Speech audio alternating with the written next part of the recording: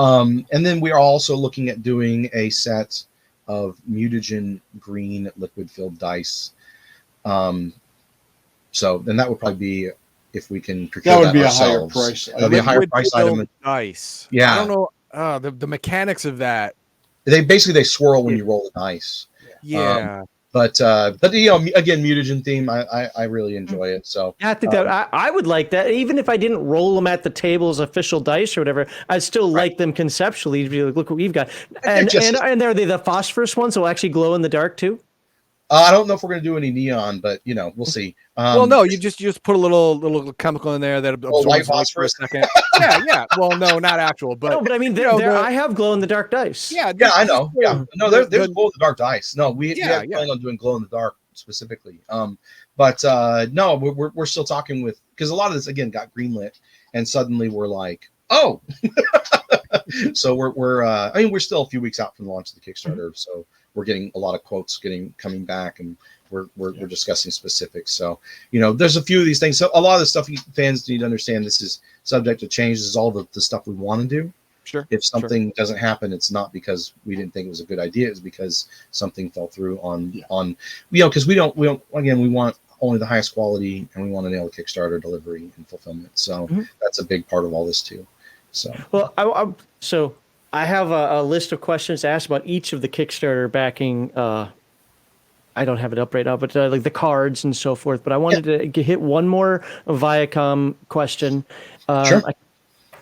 Was there anything? This one came up from a few people, but was there any content required or refused by Viacom, Nickelodeon, Paramount, whatever, that either came in the original or that you pitched to them as like, now we have to stay away from that, or you must include this? Mm-hmm. So it's core game, and we're ready to go. Yeah, I mean, that's the thing. This is a reissue and a revised edition, right?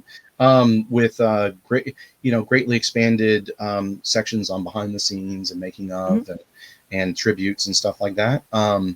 They've been great to work with. And like I said, I mean, the one thing we started talking, there's a lot of times when I assume, sometimes you assume things and you start shutting a door that doesn't necessarily need to be shut. I was like, oh, we don't have the stats of Fugitoid, so we couldn't do Fugitoid, right? Even though he's in some of the art. Well, Jeff was like, hey, what about Fugitoid? And I was like, well, hey, if we can talk Fugitoid. I just did it. I assumed it wasn't on the table because it's technically a separate IP, but he was like, well, they're really close related. It's also created by, the Eastman and Laird. And so we chatted about that. And I think that's to me, that's the most exciting stretch goal we've got planned so far. And because the idea came from Paramount, you could write the, okay, can you handle the legal shield for all that in case something happens? Can you absorb the problems? And then it wasn't one of those things where he could just say yes, but the next 2 days later he's like, hey, by the way, we've got a green light on that. So it was like, great, good. Awesome. So we're talking revised.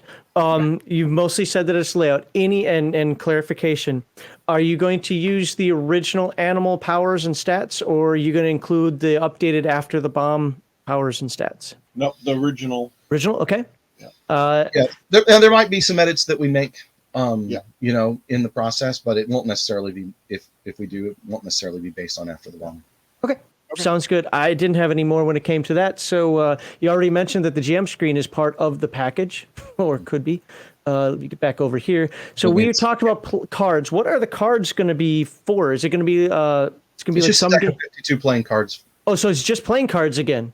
So they're not anything that are there for the game, because a lot of companies will put out like, hey, here's your magic items for the game in card format. Or alternate initiative way to do it. Yeah. No. This is something that we just I really enjoy the graphic design and the visual design of the playing cards. I mean, I'm just that's what I got one of my degrees in. So that's something I really wanted to do. And people really poker enjoyed decks. it. They like poker decks, So the Titan Robotics one, fans went nuts over it, and so we thought, hey, why not do that again, right? So and again, the nice thing is this is going to be a lot of fans, when they got the Titan Robotics poker deck, they were like, holy crap, this is like real poker cards. These are really high quality, and we're like, yes, that's possible because of things like Kickstarter, and we're going for that same level of quality again. So we're really excited about that. But a lot of this is primary writing and design and production is still going into Yinsloth Expeditions and Bestiary 2. This is more of a editing and remastering and art direction, which is still a lot of work, but it's it doesn't we didn't want to start you don't have to reinvent the wheel.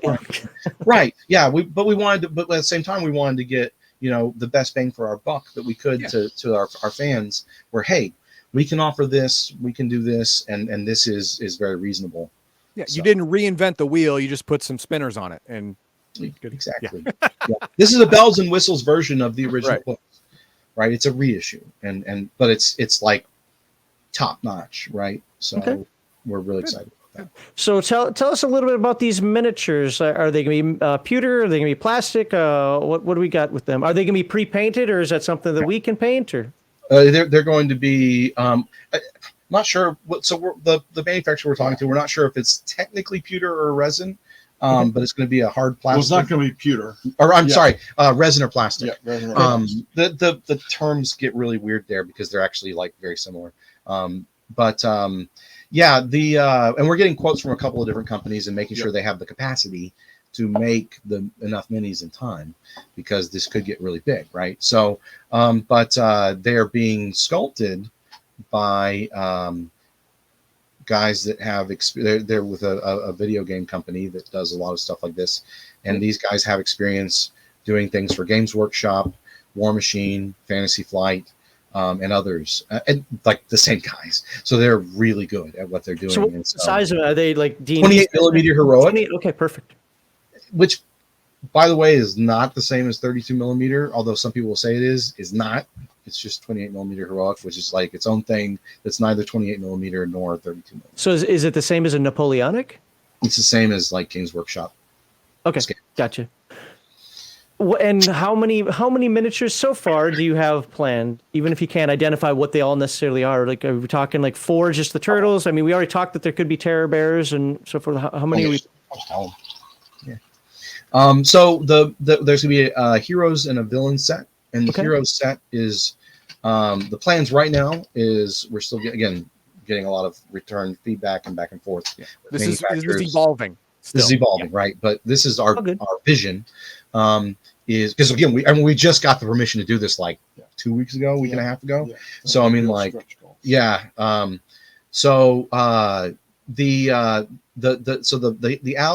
hero set is going to have the 4 turtles, and it's going to have Splinter and Casey Jones, and then it's going to have 2 TCRI aliens or Utroms in the robot bodies, and then someone else. Fugitoid's a stretch goal. Yeah, and that's is April Neal in there?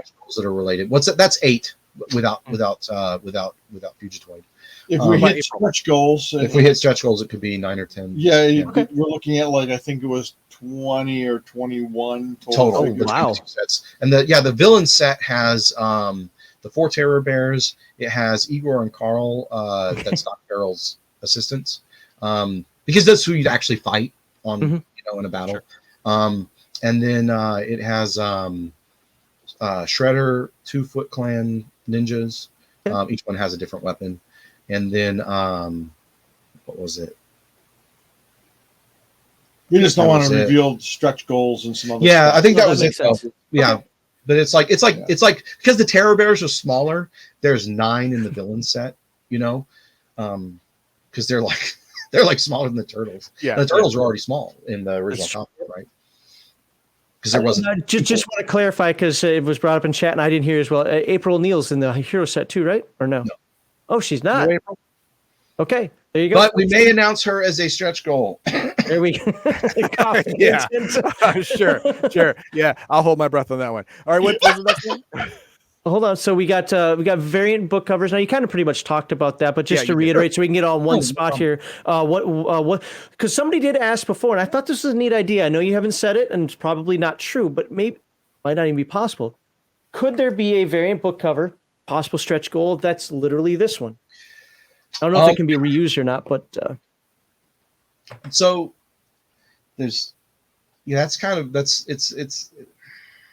So one of the things that we are going to offer too that we haven't mentioned yet are a couple of print sets, and on some of it too, we're still waiting to get final approval from Paramount. So there's so much we can say, but I think if that art's going to appear anywhere, it's going to be, in the print set, or strip of it as an end sheet, that kind of thing. The other thing that's a challenge that a lot of people, it might seem crazy to people, but you have to think about like what was life like 40 years ago, if you were alive then even, and conscious of what life was like. Because, I'm kind of on that cusp. I remember the 80s. I was a kid, but so the original book was created with a typewriter, and then they pasted the art and text to a board. I love that cutting. Yeah. Printers, right? So there's part of the issue is just having a high resolution scans of certain of the art that we could use. And so something that might look okay in a print set, wouldn't be good for doing a beautiful full color mass market. That's why both of you guys haven't seen the cover art. You've seen a slice of it, of the main cover, but it's an homage that Freddie Williams did to this cover. So it definitely had similarities, and they were noted. You'll see. It's when you see the full cover, it's definitely an homage. And you'll love it. And it's great. And then because part of it too, in Paramount's concern with this is, it's 40 years later. TMNT will be 40 years old next year. Right. And we're happy that our books will be coming out. The actual finished product will be coming out during while the 40th they're celebrating 40 years of TMNT. Almost like it was planned. But they want to make sure that the style is something that isn't 1980s, that it is a little bit more modern, even though it harkens back to the original game. And so it's that balance between trying to hit that nostalgia tick, but hey, let's broaden it out to a newer audience. I get that. Got it. Yeah, when you see, for instance, the art, and we can't, like the coloring work is in progress for the second book cover. We because a lot of this stuff, it was like we were employing a lot of resources before we had a signed contract, just because it was a lot of stumbling blocks with the contract that we knew we would get through. But it was still kind of like, we're ordering all this art and paying artists and stuff, and we don't, all of a sudden somebody stops taking the phone calls. Yeah, we really went on a limb to make this happen, and that's another reason. But we've exercised a lot of faith. We'll put it that way, and so have they though. So, but the other thing is the second cover. When you see it, it's an homage to the Trans D cover, but again, it has elements of the Guide to the Universe and stuff like that. And and Freddie Williams is just top notch. Oh, yeah. His stuff is great. So we're ecstatic for these covers, and we'll see. But yeah, for a few various reasons, the original those will probably be original. Yeah. So again, people are asking, so I brought it up. But also at the same time, I like the idea of this being my 1985 cover. While I understand the nostalgia side of it, if I'm getting something new, let's go for something new. Yeah, and it's beautiful, and it's a wonderful homage. So we're just ecstatic to have it. Okay. What else do we have in here? Let's see. We got the variant book covers. You already again talked about those art prints. So you did talk about prints. Now, what kind or how many and what kind of art prints are you talking? Were you talking 8.5 by 11s, 8 by 10s, 11 by 17s? And are they from the various artists in here, or are they from like a collection? Or yeah, well, we haven't decided exactly which art we're going to use. We have how many sets even. And so again, this was last minute, but we've already been reaching out to artists for a month and a half. Yeah. Almost 2 months. Yeah. And Kevin's been reaching out, and that's one of the really cool things. But yeah, is we're getting a lot of artists coming in, so we don't know. If we get certain artists are going to go on a print set. Yeah. That we might be like, well, maybe we won't do this or that in the print set. So. We're still nailing it down. I think one of the print sets is definitely going to be a collection of the classic cover art. Is going to contain a lot of that, and as long as we can source the art at a high enough quality to reproduce it that way.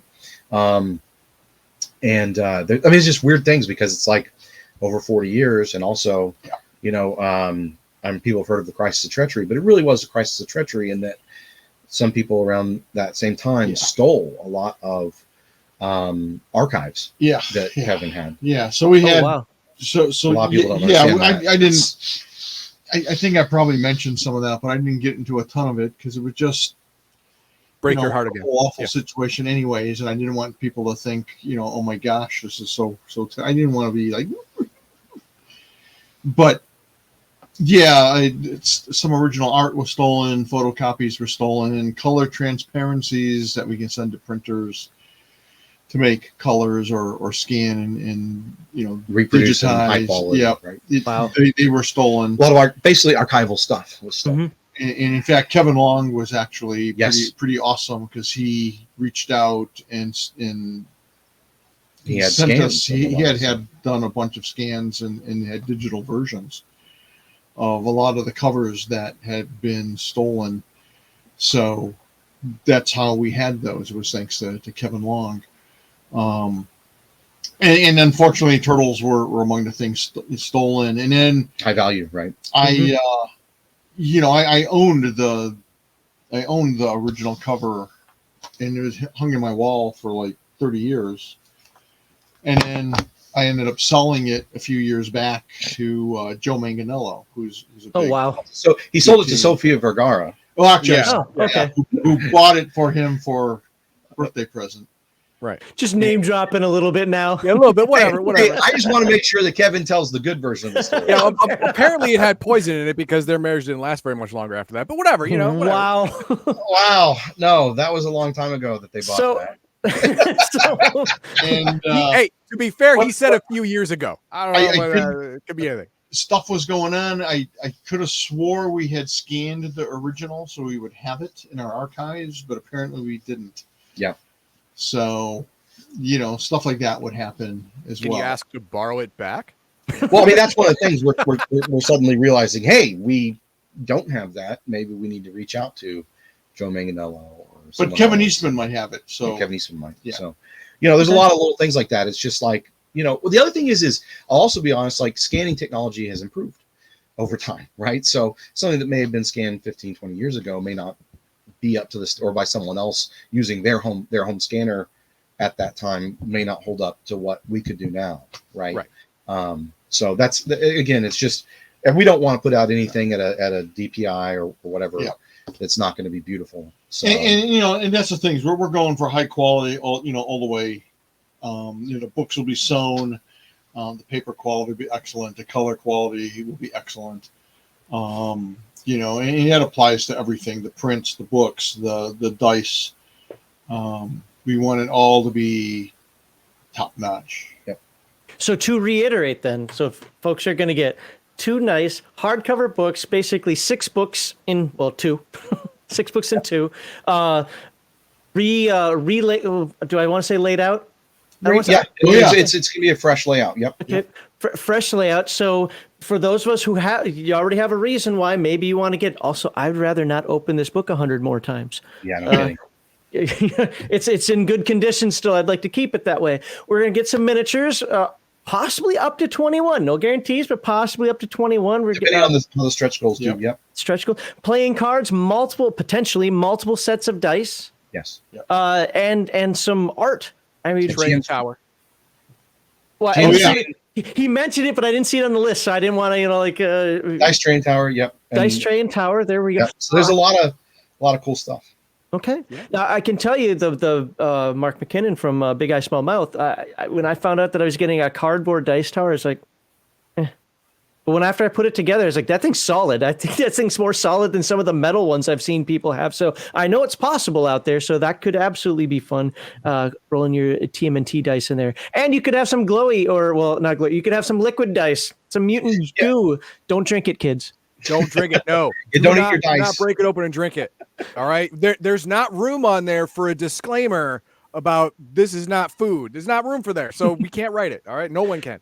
Now, tell us about the artists that are involved in this. We got a bunch of names on here. Obviously, Eastman and Laird, Freddie Williams, Stephen Cummings, Sophie Campbell, David Peterson. It says, and many more. Do we have some names that we can throw out there that people might like? Just before this, and I mean, like 15 minutes before this show started, I got confirmation that Jim Lawson will be contributing. Who else do we got? We got Mike Wilson.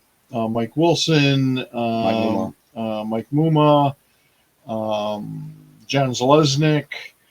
I'm trying to think of other comic book I don't know if Michael guys. Majestic. I don't know if Mike Majestic's going to do an interior page, Yeah, he's but doing so doing so much color work. But he's doing a ton of color work. So I mean, this is like Freddie Williams. Yes. It turns out Freddie. A lot of these folks, Freddie is like a Teenage Mutant Ninja Turtle maniac.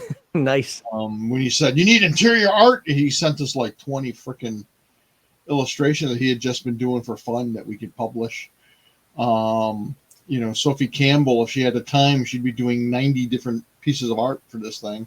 I love the fact that the people you're talking about aren't just doing it because I can knock you out some art. They sound excited about this. No, it's a passion project for all of them, and it's been really surprising for both of us because I mean, you just wouldn't assume. Oh yeah, everyone loves us, that much. Yeah. But I kind of do, but whatever. Okay. I mean, like Sophie's running a weekly game of Heroes Unlimited. I mean, that's a next level. It's testament right there. And then we're also, and so there's a bunch of, I don't want to mention artists we don't have completely confirmed, but we're hoping Kevin Eastman and Peter Laird actually do an interior page as well. Yeah, we'll see. Don't know yet. Part of it is everyone's schedule. Like Sophie was planning on doing all kinds of stuff, and then again, just yesterday, I got a couple emails from her saying, "I'm going to bit off more than I can chew." Because it's a short runway because we're trying to get this to the printers and out to the fans very quickly after the Kickstarter. So, hopefully if we do future stuff with a lot of these artists, there'll be more that can. Oh yeah. And that's the thing is, hopefully this is just the beginning. Yeah. And we're making contacts with a lot of these folks. Establishing relationships. Yeah, exactly. And a lot of them, they're interested in doing, like Sophie, they're interested in doing work on anything we do. That's great. Yeah. So, and then something I think we might have mentioned but kind of brushed over, we're also having all these people and others do little remembrances. Mm-hmm. The tributes. I'm sorry, I should have brought that up. If the tributes. They and that again, we can't announce certain people yet, but I think some people may be surprised by some of them. For example, I reached out to Ross and Marshall Thurber, writer, director, and again, big fan of my stuff. And he did one of the movie treatments for Bruckheimer Films for Riffs. That's how I got to know him. And he agreed to write some stuff for that. We're reaching out to other people in that caliber. We don't know for sure if we'll get it.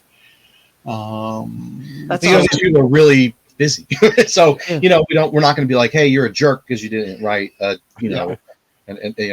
paragraph or two for us. Yeah. So and Rawson responded immediately and said, yes, I'll do it, but will he have time? Yeah. I'm hoping so.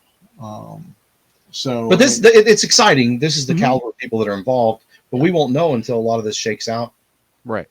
The thing that has me I'm blanking on. There's a whole bunch of people that that are associated. Well, the point of the question was just so myself and others can know that this isn't just like, we got a couple people might be involved in this. No, people are jumping in this, and in fact, it's kind of blown up because it's like a lot of these famous people, these different famous creators have then told the other ones, and then the other ones are like, I want to be a part of that, or I'd like to, I want to help out. And, I mean, that's how we got Peter Laird. I mean, he's high power word of mouth, because Peter, awesome human being, kind of went a bit reclusive. I don't think that's a secret.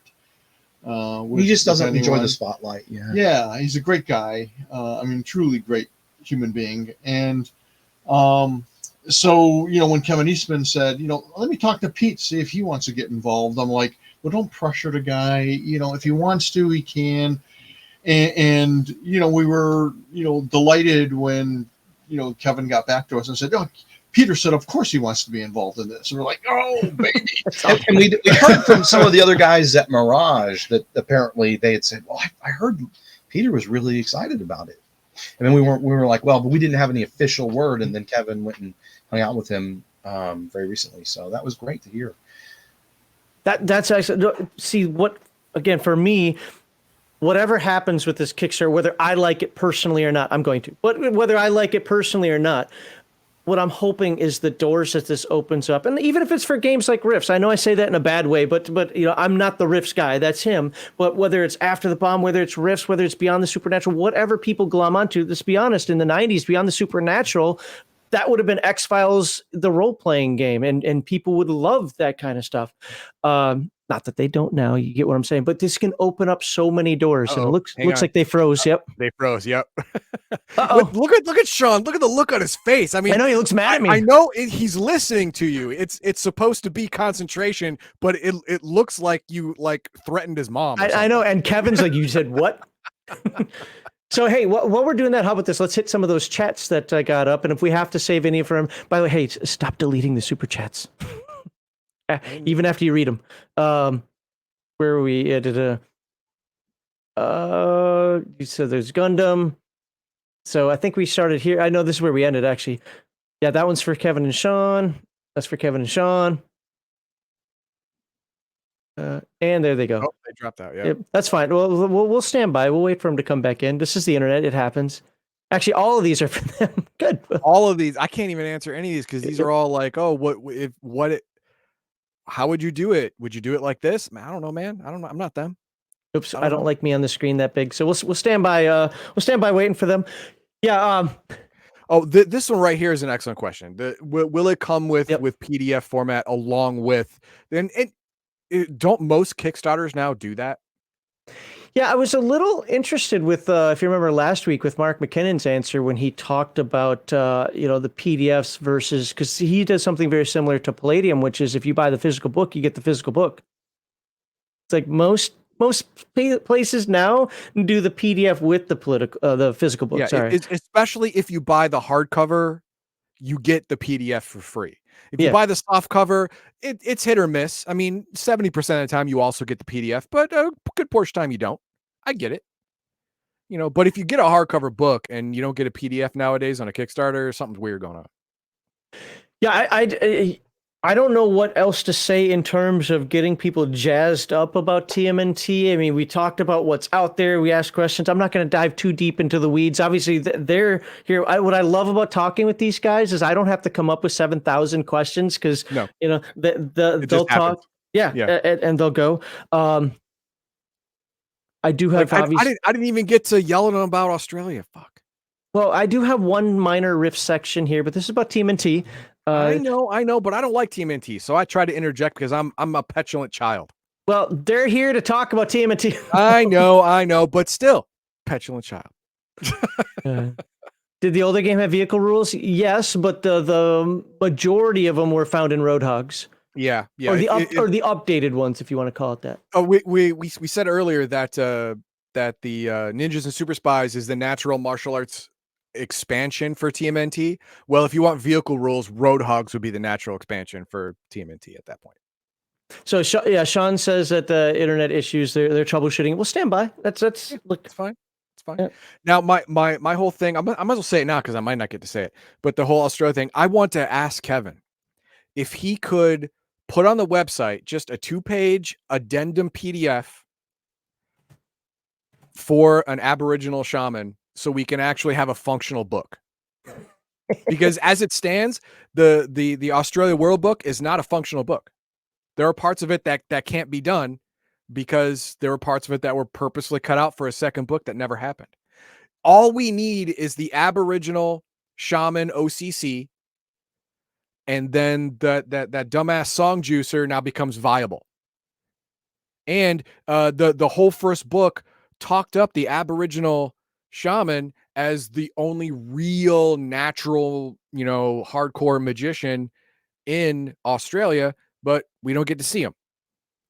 And I understand why, there's trials and tribulations with the writer and maybe some other things, but Get off your. he has to have the OCC just somewhere. Just throw it up there on the website for a 2-page free download, and bam, it's just call it errata if you want. Mhm. I would love that, but I don't know if that's doable. Well, the good news is, even if the internet issues can't get resolved, we have at least talked the majority of what needs to be said about TMNT. I wanted to show it on the screen. Actually, I can do that again in a moment. I'm looking up that the vehicle combat in TMNT. I don't know if there's vehicle combat in here directly. And I'm not saying this about the person that asked the question. Was that weird guy or Omanel, somebody? But here we go. At the same time, vehicle combat can be something that's just role played out. You can still have shoots and you still have your actions per round. To hand wave some stuff if you want to streamline your game, but if you pick up Roadhogs, it is perfect for what you're looking for. Yeah, it looks like it's not in here. Okay, then it's not. So Well, I'm sure Roadhogs is your answer. Sure, there's a driving skill though. I mean, if there's a driving skill, from there you just roll to see. Well, there's going to be a driving skill just to see if you skid off the road and when it's raining, but whatever. What else matters for vehicle combat? Yeah, it just says skill and driving conventional and automatic. I mean, me personally, I know that there are combat rules that exist in both Roadhogs and probably Rifts and so forth. I didn't use them. like I did my own thing, which was just basically we role play. And if you're trying to shoot, I gave you penalties to shooting. If you wanted to ram each other, great, you could probably do it. Just roll your driving skill, and if you got it, you rammed. Oh, and there we go. There we go. Boom. Right. Oops. Welcome back. Sorry. Weird it's all good. Internet flip. It's all good. You stop it. No, you stop it.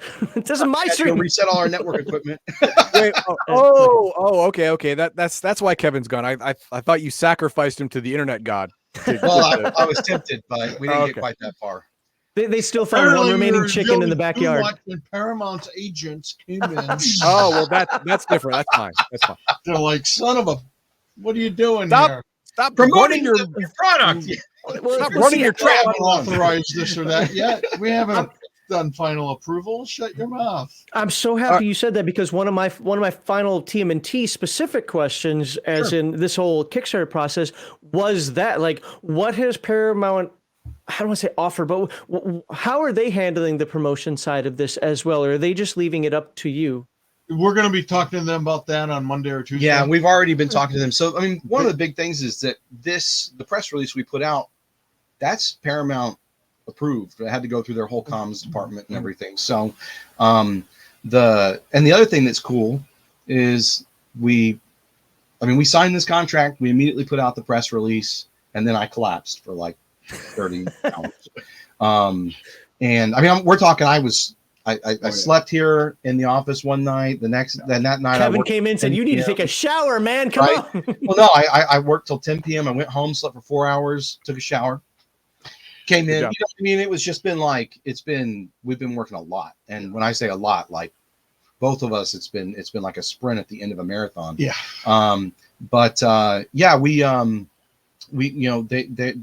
They asked us, what's your dream list to put out this press release. Yeah. But also the nice thing was the timing was, hey, Kevin Eastman's at New York Comic Con with over 200,000 people. Maybe it'd be a good idea if we could announce this, right? So that really helped push that last bit to get everything done. And they were able to kind of strong arm different departments and get everybody really working real hard to get this announced on Friday. So kudos to them too, because otherwise it could have waited for another week or two. Yeah. And then we would, we were basically an opportunity back as far as we could. We wanted to announce this at Gen Con. Oh, okay. So this has been a lot of hard work negotiating. Now, was that Sean's unrealistic expectations, or was that that you were moving? No comment. moving in that direction. Kevin would have liked to announce at Gen Con too. It's just, Yeah. but I was pushing what people say is reality. I mean, just getting the contract in the time frame we have is kind of superhuman. Yeah, yeah. It really has been mind over matter in a lot of ways. We're like, this has to happen. We have to get this point nailed down. We have to get this done. So, I mean, it's been a lot of. Well, and even when you were asking, like, who are some of the other creators, like at one point, even Jeff at Paramount said, well, holy crap, how many people are going to be part of this? And I'm All like, of them. As many as we can get. All of them. All of them. Yeah, well, you know, and it's simple. It's, you know, especially when it comes to the artists, it's like, hey, a full color, or a full page of art that they do or don't. A lot of them, you know, we're going to have someone else do the color work, and that usually happens in comics, anyways.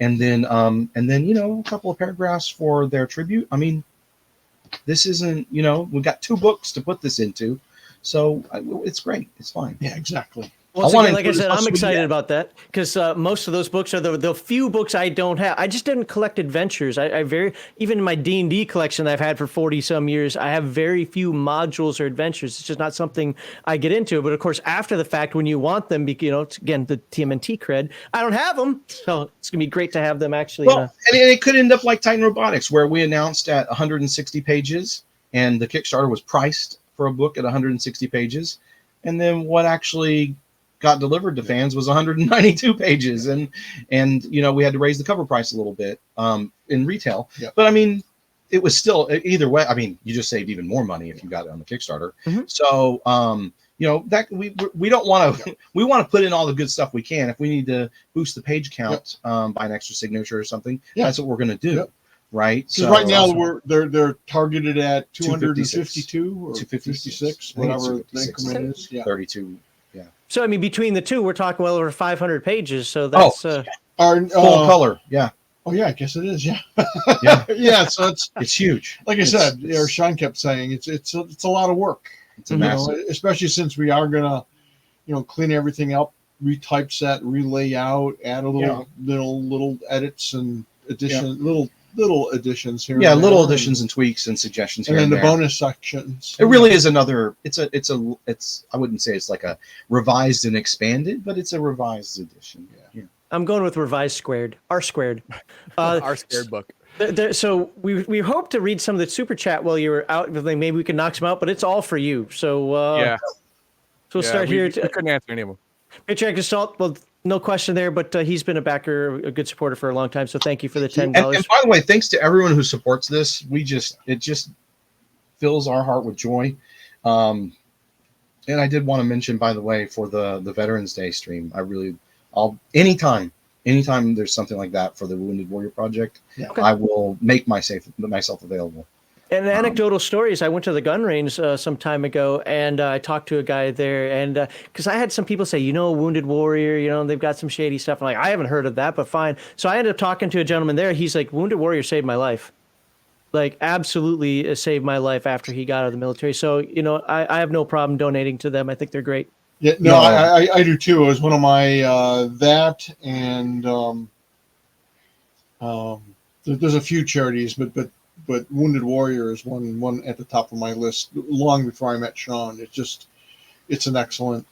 After you get a little bit more sleep, Sean, I'll send you a message in the next couple of weeks here. I've talked to Heathen Dog about our schedule, and we'll see if we can work out some time to have a conversation about life, liberty, pursuit of happiness, BattleTech, whatever. Sure. No, absolutely. But yeah, I mean, again, I just, you know, as a veteran myself and seeing, you know, how things have affected a lot of my friends and you know, being in the middle of all that kind of stuff, it's really important for me to I just want to give back as much as I can.